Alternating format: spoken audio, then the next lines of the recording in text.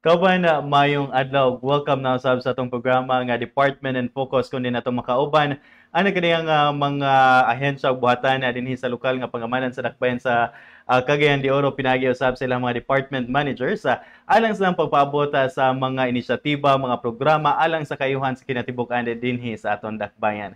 Kini day si George Bacos gikan City Information Office in Dakbayan sa Cagayan de Oro ubos sa administrasyon ni Mayor Rolando Clarix o ingon man sa pagpangulo sa atong City Information Officer Miss Ivy S. Guantero. Karong edisyon, karong simanaha sa ato ang Department and Focus, usa ka interesting na usab kay nga hilis-kutanan na ato ang ma-cater din sa ato ang programa mapaabot nato sa ato mga suking tigpaminaw o tiglantaw. Nang makauban karon ng Assistant Department Manager sa ato ang City Housing and Urban Development Department, Sir JR Pagapulaan. Sir JR, welcome sa atong Department and Focus. Imong pagpanimbaya sa atong mga suking tigpaminaw tiglantaw. Mayong buntag sa tanan, mayong buntag George o tanang mga tao sa dakbayan sa Cagayan de Oro City. That's right, no? And sa akong gikaingon nga interesting kayo kay no daghan usab ang mga katawhan nga nag-atang ngun man adunay mga pangutano mahitungod sa mga serbisyong itanyaga sa tsud dinhi sa aton dakbayan, no? Isip pa sila gyud anang una sa mga housing projects alang sa ato ang mga katawhan. Of course, ka-partner gihapon ka-partner nato ang corresponding national agencies, no? Sa ato ang pagpatuman sa mga housing projects dinhi sa ato ang dakbayan. Siro unang-una ato mapangutana Sir JR, kumusta ang tsud karon Sir JR? Grabe ka challenging, no? Ang housing is a very challenging gid kaayo nga trabaho. But of course dili ta mo stop, most especially that we have a very hardworking mayor sa Cagayan de Oro would always remind us nga grabe ka importante ang panimalay, no? It's not just infrastructure, but most especially it is really social work, George. Yes. Yeah, I know nga daghaga challenges ang maong trabahon Sir JR, daghaga mga giatubang, no? But for the past year of 2023, I know murag daghan pud mo og natabangan, daghan mong na-accomplish sa inyohang buhatan gani sa numbers pa lang libo kapin ang inyohang natagan og pag-cater, no? Ilapin na sa atong mga applicants sa community mortgage program. Can you tell us more about this, sir? Ang community mortgage program is a community-driven approach, no? Pero dili ta lang diha ga-focus sa City Housing and Urban Development Department. It's a very good program from Social Housing Finance Corporation. Yet, ang atong gi-assist for the past year is naatay kaugalingon po nga housing program through NHA, yes, and also through Social Housing Finance Corporation. So last December, if I'm not mistaken, or November, naatay ground turnover sa Balubal Heights. More than 960 beneficiaries. It's worth more than 500 million loan financed by Social Housing Finance Corporation. That's right. Nanya gikalipay ginig ayo, no? Nya ato nakita gyud ang kining kalipay, no, sa ato ang mga kaigsunan na dinha sa Balubal Heights sanglita nagislay na angkon, no, nga kining housing dinha nya nagislay maingon nga ilahan, no, and pinagi usab sa pagpaningkamot sa atong lokal nga panggamhanan, of course sa inyong buhatan. And siguro sir aron usab nga mas masayran sa ato ang mga kaigsunan dinhi sa atong dakbayan sa Cagayan de Oro sa mga klase-klase nga mga serbisyo nga pwede nila maangkon, pwede nila nga ma-avail sa inyong buhatan.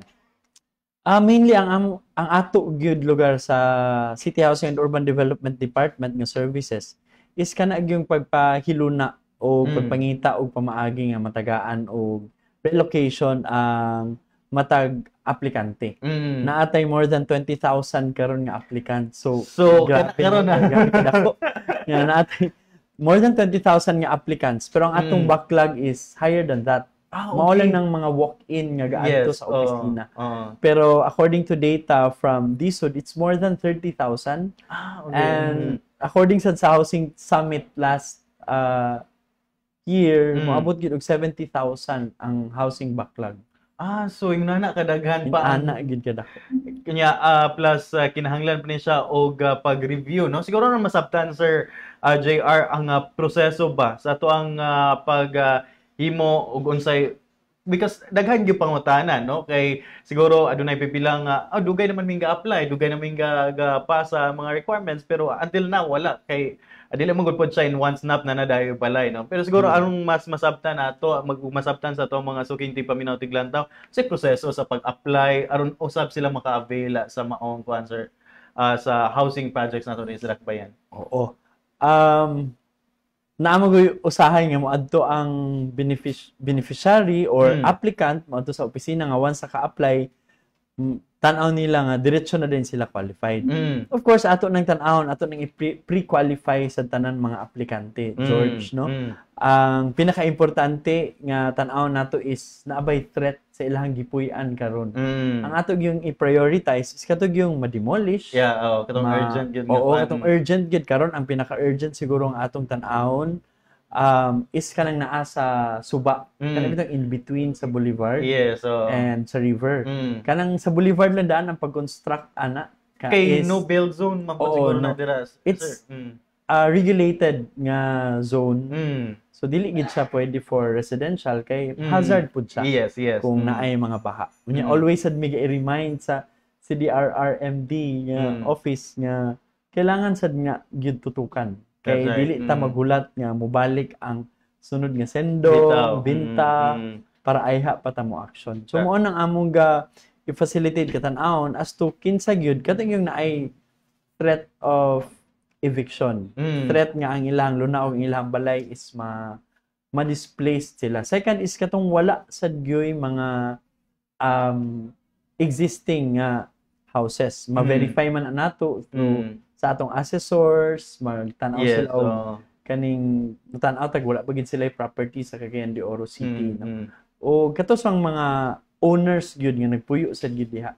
Daghan man gud kaayo nga naay luna, naay kuan, pero dili sila qualified, dili sila first priority because wala eviction, wala sila nagpuyo, ila din giparent. So daghan mga inana nga mga instance. Second, and most importantly is kanang atong programa, atong gatutukan is katong for the urban poor, for the less fortunate nga dili gid maka-afford. So pangitaan gid natong paagi nga matagaan sila og relocation sa So muna nga moagi na yung mga documents nga ilahang i-prepare ana Sir JR, no? Apan pag-apply nila for a housing project or housing program din sa Dakbayan. Yes, ako lang emphasize no nga sometimes ang atong requirement nga ma-misunderstood other than the identification, birth certificate, gapangita sa taog voters. So ato nang emphasis nga gapangita taog voters certificate. Importante nga botante din sa Cagayan, not for political kay dili man sad nato suguon nga kani ang botare kana ang botare si mayor kay nga ato sa LGU. But kanang kung dinhita na register or na register baka taang nga lugar sa Camiguin, sa Bohol, na magoy uban nga mga apply niya dito na rehistro. That's right. No? So most likely it speaks so much of their residency. Nga agi day sila nagpuyo. Of course dako kay panginahanglanon ang Cagayan de Oro City, mas maayo nga ang atong i-focus gyud is katong mga Cagayanon. Kay Cagayan man ni siya nga programa. That's right. Una nga importante sab kaayo gyud ang verification process nato, no, sa sanglit of course angay magid po na masabtan murag kinahanglan masabtan gid sa mga kaigsunan nga ang proyekto sa Cagayan de Oro, especially with the housing projects nato dinhi nga bay-bay pa gyud, no, ang kining nanginahanglan. So kinahanglan nga atong i-prioritize ang katong taga Cagayan de Oro, no. Mo na nga siguro masabtan man gyud po na sa tanan kay ngunana may sistema usab sa mga LGUs, no. With this application, sir, mga pila pod ka months, pila ka or it takes years baka nga isa sila maka-avail nini or magdepende gid siya sa status? Magdepende gid siya sa status. So naay uban nga lakang anong una man siya nga mas una man ko na nag-apply. Dili magud siya first come first serve basis. According to need. Tan-awon gid nimo nga ang mga panginahanglanon kay na may uban nga mag-apply ko maski walay threat. Sir, gusto ko mag-apply og balay kay for the past 10 years nag-rent ra ko. So dapat matagaan na gid ko og balay. Nain ana nga mo demand gid ba nga dapat. Well, gusto man na nato tanan makater tanan applicant, but that's 20,000 8,000, no? Yes, So yes. tan-awon gid nato nga kinsa tong mauna katong i-demolish kay nagpuyo sila sa creek. Pero tan-awon sad nato kanus sila nga year nagpuyo diha. Tan-awon sad nato ang status, tan-awon nato ang history. Kung kabalo ba sila nga no build zone, dili gyud dapat balayan nga ibabaw sa creek, for example. Unya ma-demolish, mag-demand na dayon. Very crucial, ug very sensitive, ug very kanang dapat meticulously ang atong pag-respond ana ng mga panginahanglanon, most especially kung i-demolish kay basin mahimo siyang precedence nga kung i-demolish ta nagi-ihatag kung i-demolish siya ma-prioritize data sa housing. So guided ta sa udha, no? Guided ta sa balaod kung kinsa gid dapat ang atong i-prioritize katong nagpuyo ang mga no build zone prior to 1992 kato atong tutukan kay mo may nakabutang sa balaod.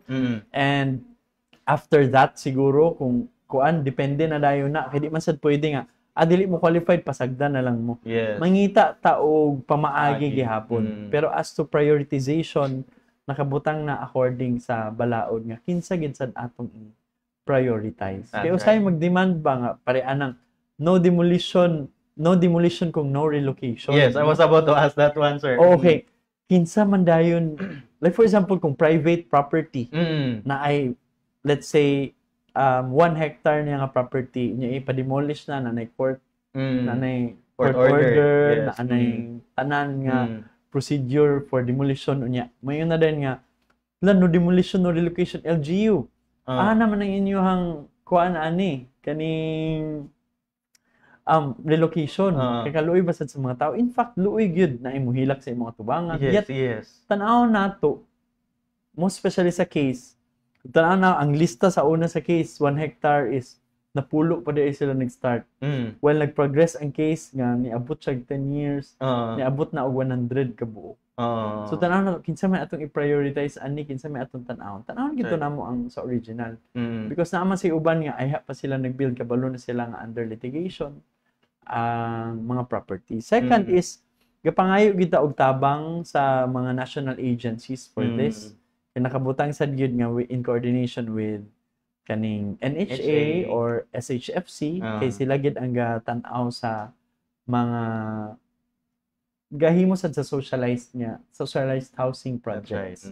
No munang tan-awon gid in partnership gyud kay lisod kaayo nga every time nga na ma-demolish LGU lang dayon. Ako lang sang i-remind sad no nga ang mga private owners, we should also protect our properties. Kay lisod man nga i-tolerate nato ang pag-demolish, then mag-demand dayon ta sa LGU. Uy, housing LGU. Yes, it's the mandate nga amo dapat buhaton. Pero magtinabangay ta kay kung gusto na ninyo gamiton sa inyong property for easier tan-aw nato ang kanang relocation action plan mo nang tawag nga relocation action plan nga dili lang sa government ang paghuna-huna sa relocation action plan. Even sa private dapat huna-hunaon sa nila ba nga for the longest of years dugay na sila dinha. Nagpuyo sa area. Because government can stand alone, no? Dili gid sa kining angay nga saligan lang gyud nga huli ang LGU lang gyud ang atuan saligan when it comes to housing because dako kay sa allocation nga gikinahanglan. Balay pa lang dili na lalim pagasto og tukod panimalay karon napay palit patag yuta mo land development and all. So kinahanglan gyud sa og kining coordination, kinahanglan sa partnership gani.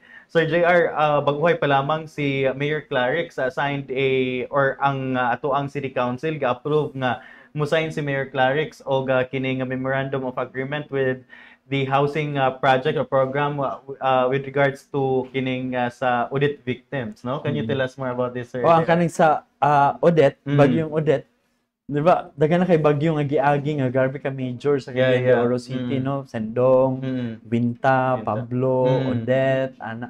Morning, I think si Councilor Cabanlas, if I'm not mistaken, yesterday was able to discuss about this morning sa partnership nato with NHA sa Dansolihon. But yet to finalize pa, and I hope nga ma-push na gid ni nato ang proyekto kay sa daghan sad kaayo nang inahanglan sa Cagayan de Oro City.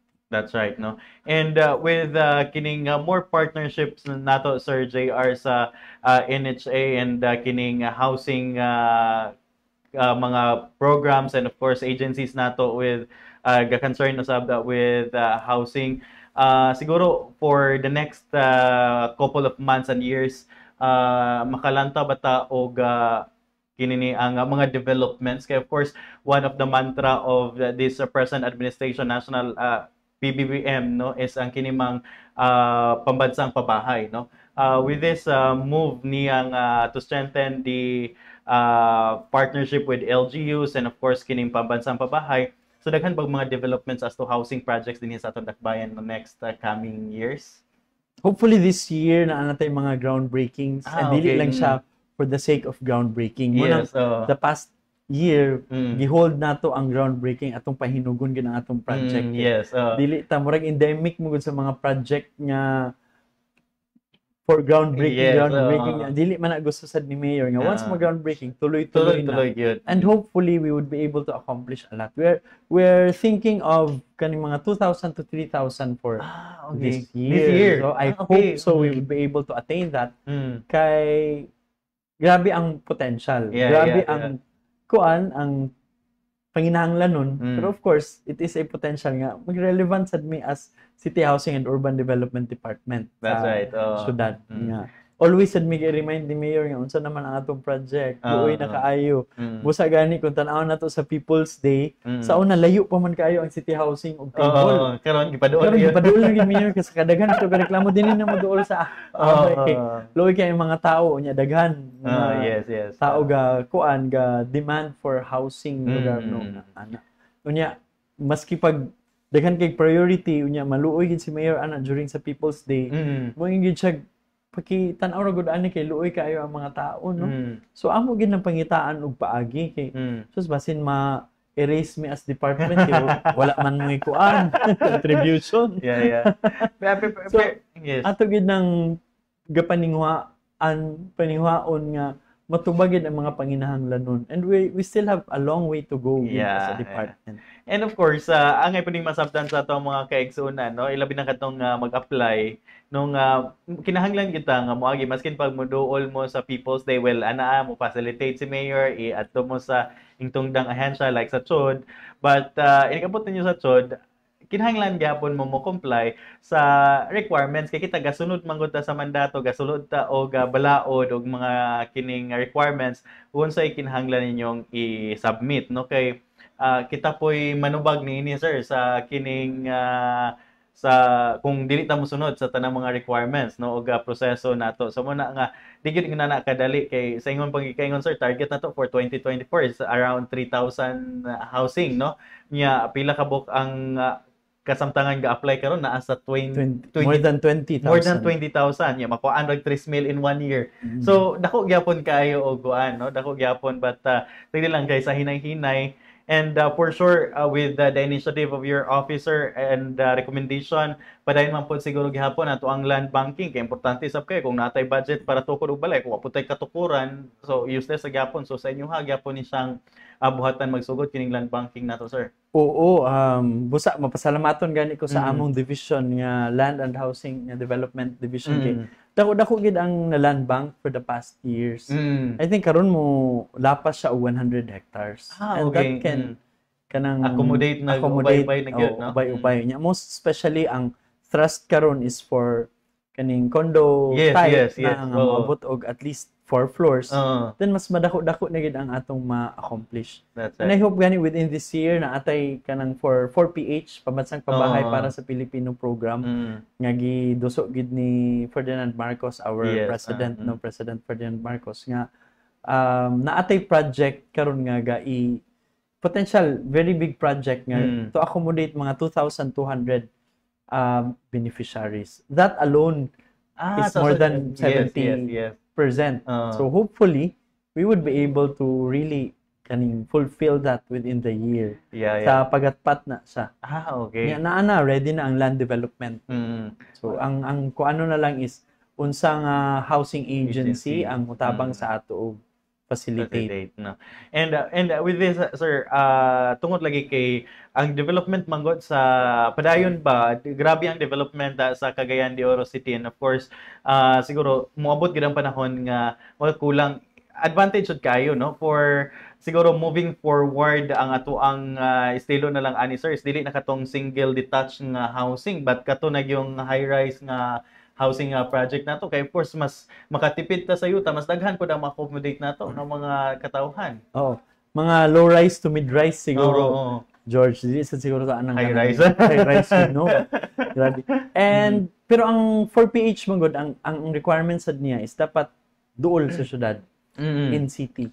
So mangita gid ta og kanang mga duol sa syudad. Ang pagatpat karon is kanang grabe na ang development. So sa una murag layo pa kaayo, grabe pa kaawa pero karon nga mga tuig na anay development diha, na anay midtown, duol na gid kaayo siya, no. So ma-consider na siya as kanang near city or even in city na gid siya nga property. So very very potential ang kana nga barangay pod for housing, and we're very lucky, no, through the hard work sa department nato nga through the kaning land and housing development division, no, headed by our division chief nga OIC karon si Miss Maricel Palarca nga kanang naasad tay na land bank ana nga area.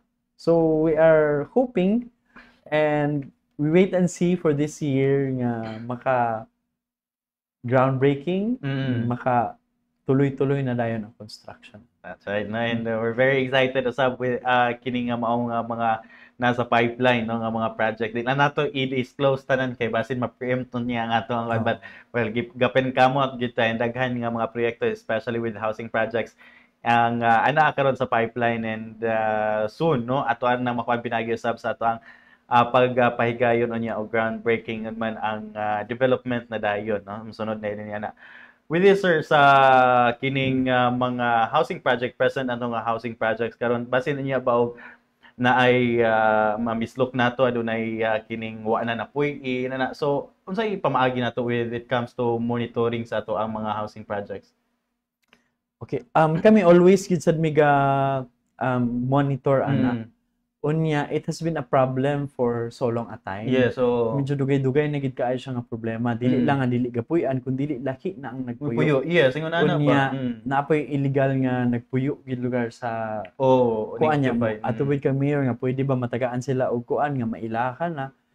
Ako lang i-remind, no, nga kana nga mga actions mura siya trespassing kumbaga, kay dili man siya awarded sa imo pero gihatag diha ka nagpuyo, gi-force nimo or however giunsa nimo pag-acquire or giunsa nimo pagpuyo diha nga area nga mura siya kung buton ahon-naon ma-blacklist gid unta ang kana nga mga residente. Kung buton ahon-naon kung grabe lang gid kay ta ka stricto gid bitaw nga wala na gid konsensya ipapahawa ipakuan inana nga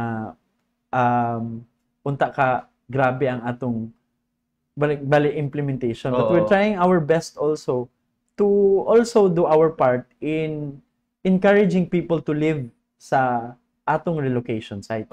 I think dili lang siya problema sa Cagayan de Oro nga dili gapuy-an ang mga relocation sites. Pakita na nato sa news, national news nga ang atong mga relocation sites all over the Philippines nga dili gakapuy-an sa mga beneficiary because layo siya sa ilang naandan, layo siya sa ilang panginabuhian, layo siya kung aha sila nagtrabaho. Like for example, kung nagtrabaho lugar ka karon sa Bugo, no, or sa Tablon, hindi magid atong mga factories na mo po iban. Kunya from Gusa, i-transfer lugar ka sa, let's say, Lumbia, medyo layo kaayo siya. So gapangita mi ugwi kung unsaon sila, not just only ang i-encourage but to be sustained. Yes. Nga mapangitaan og paagi matabangan sila nga mupuyo gyud diha. That's why naasad mi social entrepreneurship program, na ami mga kuan for livelihood. Ang galid sa atong social entrepreneurship program is si Miss Chris Buntag. Karon naami mga success stories in terms of livelihood and entrepreneurship nga mga program sa ato, no. So kana siya kanang one way of encouraging is tan-awon gyud. Second is kanang we work closely, we brainstorm kung unsaon sad in terms of transportation. Kay although okay ra unta kaayo ang lugar pero ang transportation would cost much. Naaga ni mi job order nga naa siya sa relocation, na hire siya because naa siya sa relocation before nga, naa siya sa location karon nga she would be spending mga around more than 200 pesos a day for transportation.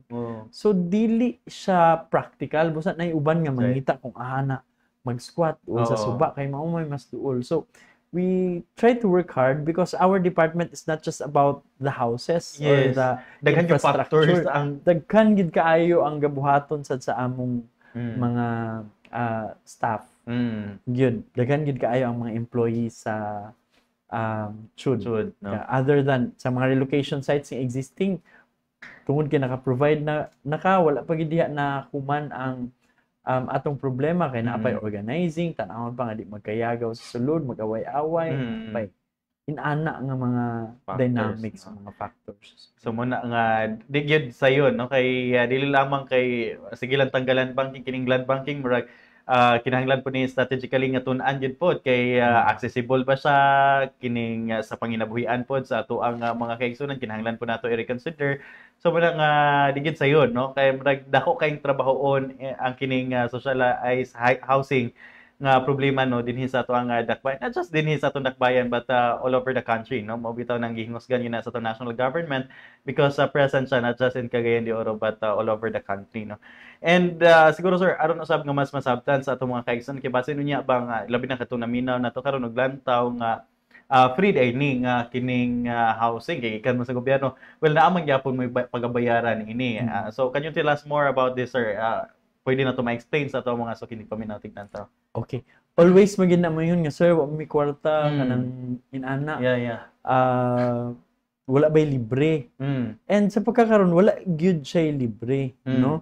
Pero ang government through the leadership of Mayor Clarix Uy gyud always gyud mi ga-push nga pangita mo paagi nga affordable ang housing. Yes. Ang mandate sad sa ato sa Urban Development and Housing Act is dili libre nga housing but affordable and decent nga housing, no? Mao man sad na dapat ang ato i-comply. Pero of course mao nang na livelihood na inani kay para gid ma-facilitate ug maka-sustain pud sila maski na ay bayad. Naani siya bayad kay kita maski nag-land banking ta sa gobyerno nga na dili gyud ta pwede makapanghatag o yuta. Yes, ginagay use of practice nakadaog gani ta ana as a city no kay atong gitagaan og title ang mga kuan nato dwellers or nagpuyo sa relocation sites, gitawag nato beneficiaries no. Kay mo nang nakadaog ta because no vote i-vote no more usay gamiton mo sa politika no. Dili tituluhan diha na kay puyo mo diha pabot sa election sige dili mo botar ana.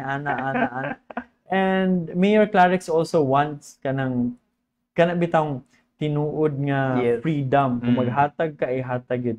Only lang naagyoy mga negative sad nga once nga matituluhan although kuan na siya diha nga dili ibaligya for X number of years. So naagyoy uban sad nga ilahang ibaligya. Pero kung tan-awon sad nato ang total freedom in terms of kaning sa lote lugar sa housing nga atong ipanghatag no nayuban nga magwapo na ang balay unsa naman ni nga murag dili naman ni urban poor. Kanang usay ato sang i-remind ang atong self nga not because naa ka sa relocation dili na pwede ma-improve ang imong way of life. Na magiuban nga maka-abroad, makakuan, basta makapatukod og second floor, makapatukod og third floor nga gwapo na ba kaayo ani, mura naman ning dili urban poor because ga-develop sad. Mas maayo hinoon. Mas maayo, mas malipay ta makakita nga makita ana. Pero lahi na sad to nga ang atog yung gitagaan nga kwartahan gyud. So ato lang nag-i-make sure nga inana sad. But later naman say uban nga dobi sir kung gi-award na sa ako. Unya manglangyon ni mo puyo na mi somewhere else sa US or inana. Why do we kanang gitagaan man nato na sila ilaha magid ng property? And kuan na sa ila kung ilang i-donate back to the government, well and good. Pero kung ilahang ipakuan lugar ang ilahang na haguan nga balay then maybe we can discuss about that sa office. Ang ato lang is naman tayo gitawag ng emancipation, nga through emancipation kanang freedom nga atong ihatag. Always yun na ako gi-remind no nga, if we want to emancipate them, naasay pros and cons because they would be free from selling it. They would be free from doing whatever they want. Yes, hopefully lang nga ang kung inana maganing mahitabo tungod kay na-develop na gid ang ilahang kuan. Tungod kay naagi big reason dili kay ibaligya pero later on mangayo na po. Yes. Layo magud inana ani kaning atong iayo og explain. Sa una siguro na ang weakness nga dili kaayo wala kaayo siguro sa unang panahon tungod sa panginahanglan nga daghan kaayo hatag. Wala kayo na explain nga sayang kay mga relocation sites. Karon makaingi ko sus na unta ko andin ang area pero dili naman ko qualified no kay para gid na siya sa nanginahanglan. And ako lang sa regarding sa application kan kung naay mag-apply amo nang pangitaan og paagi nga mugamay lugar ang requirement for application. Ang kasagara magud reklamo sa amo nga grabe na ang application kay nag-apply pa lang dili pa mi sure nga kanus ami matagaan pud ako na sila og gasto. So mo na ang among i-brainstorm with the application and profiling section no headed by kanang Mr. Lino Malena Bacas Jr. nga kana ang in terms of application and profiling. Mas maayo inoon no kaya ron usab nga dira pa lang galidaan mapasabot na pusab nato sa ilahan no and of course mahanay gid nato ang proseso with the profiling and of course application sa ilaha. And with this sir balikan siguro nako no kay of course napamanggid throughout the years sa mo nato i-figure about the backlogs kining naapagyud no. How do we address sa pag-solve niini sir? Karon with the trust lugar for 4PH kanang nangita kita og paagi on how can we make this work no and daghan gid kaayo ang among gi-invite to participate. Each barangay also atong gi-participate ani of course through our ABC president no si Councilor Alam Lim. And of course mo ning gi-brainstorm pud sa among isa ka division nga ang atong urban planning division no headed by Mr. Wendell Abejo, isa ni ka division sa amo nga kanang moadto ta sa barangay because sila ang nai-inventory as to pila ka buok ang ilang informal settlers. Second is sila sad ang nai-inventory kung naabay mga vacant lots diha nga pwede nato ma-acquire through community guided nga financing or unsaon nga way pag-facilitate sa atong mga informal settlers nga applicant. So, other than the key shelter agencies, the barangay also plays a very important role in making this lugar endeavor nga a success. Nga unta kay para matugunan na gid masolusyonan na gid ning mga problema sa housing. Dili pa siguro we cannot promise nga masolusyonan no sa karon nga tuig. That's 20,000 more than 20,000 applicants. And ubay-ubay dili pagid libre daghan pagid tag-facilitate daghan pagid tag-trabaho.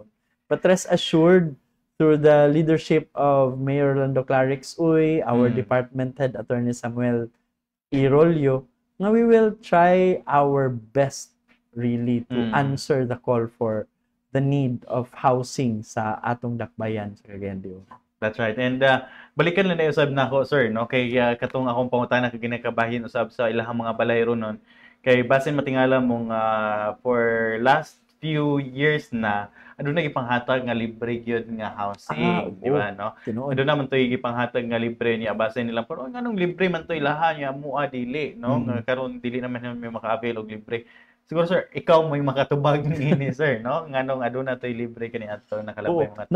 Naamo gyud comparison lang mas maayo lagi to sa una kay libre inana. During sendong manggo daghan kaayog donations sa kuha nato. Different organizations, private, local, international, in cash, in kind, no, and even in order for us to acquire lands, daghan gid kaayo donate. That's why we were able to have that free nga relocation That's right. Sige, facilitate sa Cagayan de Oro City through CSWD sa DSWD to identify these beneficiaries. Nga naa gani tay project karon nga gitawag og 722. Yes, kana 722. Sa 722 156 pa ang wala pa gid na accomplish. Nga wala pa na build. Karon na ay wala pa namon na award nga 69 ka units. Okay. But naa nami pre-approved because these are identified by the SWD, our office also, and the city government no sa previous administrations. Yet mo nang naay libre during that time kay naagid say nang hatag. Yes. And karon kaning land banking, anything nga real property nga gi-acquire sa syudad, dili siya basta-basta nga ipanghatag lang. Makuha sad ang yes, that's right. Nya ang tulubagon ra basad na sa atong mayor. So masabtan lang unta sa uban nga katong sendong during the time nahuman na siya. Unya lisod kaayo nga sir, pwede daghan kaayo bakante didto. Naagi uban nga wala gipuyo. Lisod kaayo sad kung bawian diretso kay pag mubalik magkagubot, no? Na experience gina namo nga gibawian, gipostingan kay naay murag medyo gi-abandon lang. Nya lahi baya ang atong kuan sa uban subjective ba yata para sa ato mura na siya gi-abandon kay na anad ta medyo social ang mga balay ana sa imo siguro George social para sa imo kato murag abandon na kay naanad lugar example lang niha naanad lugar ka nga mansion nga balay pero tan-aw nimo wala di ay nya sumbong kang counselor no especially counselor Cabanlas always dong unsa man ni dong man ang tawag ni counselor sa ako no ayon ninyo bawi okay luoy kaayo gahilak inana so dili replacement o dili pag-replace ang tubag lugar para masolbad ang housing problem sa Dakbayan kundi new housing projects no kay kato sila nga mga proyekto na award na and yes dili na siya libre kay na-acquire sa syudad pero ma-compare nimo gyud sa mga private nga housing nga mas barato gyud kaayo. Barato gyud kaayo ang ato. With this 722 housing nato sir, padayon pagyapon ang development niini. Kaya padayon wala na accomplish ato. Medyo dugay-dugay gid ang construction ani no, hapit na. If I'm not mistaken, the land development started in the late 2017 no, and ang housing construction started in 2018. So that's way before this administration. So of course there are pros and cons no, we reap these later on, we reap also the accomplishment kay ma-accomplishment dahil nato natay participation ana because that's a 270 million grant of materials from Japan during the time niya. Ang ato lang dayon is kanang development, ang yuta. Mao nang naay libre kay dili man nato murag nang libre ang dili man gikan sa city. Kita sad naa sad day counterpart. That's right. Nya katong mga libre makayon lang layahay no, pero di kung tan-aw nato mga igsoon dili gid siya hayahay kay hayahay na lang kay wala na nato nalimtan na nato ang sendong. Pero it was not ayahay when we experienced that. Ako mismo is kanang na sendong ko. And using that word is plainly insensitive. Ayahay ba ninyo? It's not ayahay. Kanang mao na lang na atong ihatag because they need that and ma-demolish sila sa ilahang place of origin. That's right, no. And pasalamat nang ng uban nga wala naka-experience no sa na-experience sa maong mga sendong gyud nga kinahanglan i-relocate dito sa ato mga housing projects. Well, siguro sir, I know daghan pa unta kay tag kilisgutanan, daghan pa unta tag itakal kay murag mainit-init og kanang daghan gyud og mga services and of course ang process no sa CHOD sa pag-avail sa atong mga katawhan sa mga housing projects. Siguro unsa na may plano for 2024, what are big projects are in the pipeline sa CHOD nato aron mapabot na sab nato ngadto sa atong mga katawhan sa atong panghinapos karong adlaw. Okay, after the kuan lugar no katong Balubal Heights nga 960 nga atong na turnover and ongoing sa nang atong pag-release sa entry passes for their kanang connection sa electricity and water. So kana amo sad nang katutukan kay wala man nahuman dito sa turnover. Tanaw man nato aplastar ba gid sila dito. Naasay mga backlog projects karon nga na-acquire na sa Homeowners Association ang lot. Okay. Pero medyo wala sila means for site development and house construction loan. Nag-appear na sila, they are mga more than 7 Homeowners Association. Nag-appear na sila before Mayor nga nangayo og tabang. Mayor Clarex also nga gimanduan ta nga ariglahan ninyo, pangitaan ninyo og paagi. So we tried also to talk with other stakeholders, Chinese funders, other funders sugar nga maka-bridge finance for the site development and house construction loan. Then later on atong ipa-take out sa other key shelter agencies. So kana 7 and naaputay kanang daghan kaayo nga mga projects. Karon nag-focus ad me for community organizing for this nga mga association. Yes. Kaya once maka-build sila community. That's right. Naana sila kanang mga ready na. Save na already na. Gani last Sunday na ay isa ka homeowner sa Indahag. Itawag og Clarexville. Okay. Oo. Kay amot sa ning mga tao nga gusto mo gid nila ingalan lugar name after Nag-start mo gud na ay nag Clarexville. Gusto na din mo awat ang ban. Yes. Nga Clarexville kay para ma-recognize during the administration of Mayor Clarex. Mayor Clarex. Ganahan sad sila. Yes. Clarex ang serbisyo, Clarex nga proyekto, ana kanang naaga ni gi-organize last Sunday. Wala lang ta naka-add to didto, pero grabe ang atong suporta. We work closely with the Homeowners Association. That's right. No? And of course, atong mga katawhan nga bot nga mo-avail sa mga serbisyo, dili magduwa-duwa sa pagduol sa tsod. Bahala daghan na kay ito pilang to 20,000 na to inyong dawaton gyapon mo nila ay moagi gyapon na sa og proseso. So once again, dili na one snap na dayon panimalay ha kay dili mo na kadali ang proseso nga agian sa pagpatukod og panimalay. Daghan kayog mga i-consider nga mga factors and of course ang proseso nga sung-on sa gobyerno alang gayud nga mahatagan mo disente o komportable nga panimalay. Sa hinay-hinay ma-accomplish to ni and magtinabangay lang ta no dinhi sa aton dakbayan sa Cagayan de Oro. Kuno galing aduna may mga concerns, aduna may mga pangutana, pwede gid mo moduol sa ilang batan aron sila mismo no sa tsod mahatagan o katubagan sila mo mismo motubag sa inyong mga concerns o mga pangutana basin niya na may mga kalibog din ha no naagi na sila mutabang o motubaga kaninyong tanan. So sir, lastly mo panawagan lamang sa itong mga kaigsuonan. Okay. Akong panawagan mo sa tanan na ni barangay captain, sa key shelter agencies.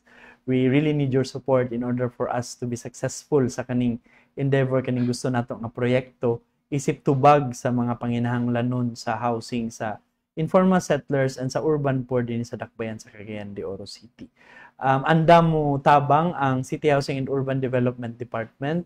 Of course, through the leadership of our City Mayor, Mayor Rolando Clarix Uy, ang among department head, Attorney Samuel E. Rolio also. And bisita lang mo sa amo ang opisina, i-welcome gid mo namo ang inyong application. Mag-leveling lang dayon ta of expectations kung ata pwede maka-participate, ata sad pwede maka-avail in terms of housing application. That's right. So daghang salamat George, daghang salamat sad sa CIO headed by Ma'am Ivy. Thank you for inviting us sa City Housing and Urban Development Department. That's right. Daghang kayong salamat sir sa kahigayunan ug oras ug panahon nga mong gihatag namo dinhi sa CIO aron mas mapaabot nato ngadto sa atong mga kaigsunan ang mga programa ug inyong gipaningkamutan dinha sa CHOD. Right, I think mo kato naglangko ba sa ato ang Department in Focus karong adlaw. Sa ngalan lamang sa ginatibukang puwes sa City Information Office ng Dakbayan sa Cagayan de Oro, ubos sa administrasyon ni Mayor Rolando Clarix Uy, ginman sa pagpangulo sa atong City Information Officer, Miss Ivy Esguantero. Kinin lamang si George Bacos. Daghang salamat sa inyong pagpaminaw o paglantaw hantod sa sunod higayon ug mayong adlaw sa tanan.